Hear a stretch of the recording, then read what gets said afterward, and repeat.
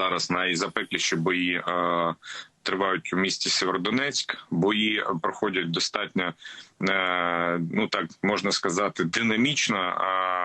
Тобто нашим захисникам вдалося на певний час зробити такий контрнаступ. Вони звільнили майже половину міста, але зараз ситуація знову трохи для нас погіршилась. Тобто, ну, ті позиції, які були в промзоні, які постійно там боронять хлопці лінію, от Сєвєродонецьку лінію захисту, лінію оборони, то там вони і зараз і залишаються, саме в промки.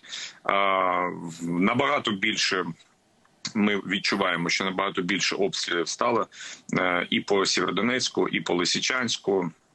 Руйнують все повністю. Ну, тобто в них така стандартна тактика виплавленої землі. Чи не вважаєте ви, що от Сєвєродонецьк стане другим Маріуполем?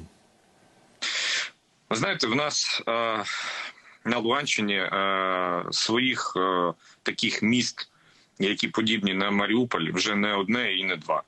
Можна сказати, що Щастя на 90% зруйноване місто. І це було місто вперше зруйноване ще до Маріуполя.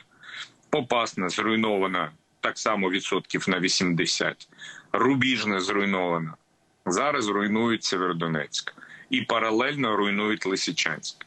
В них єдина тактика – це просто стерти з лиця землі все, для того, щоб навіть не було що ну, десь закріпитися або щось захищати.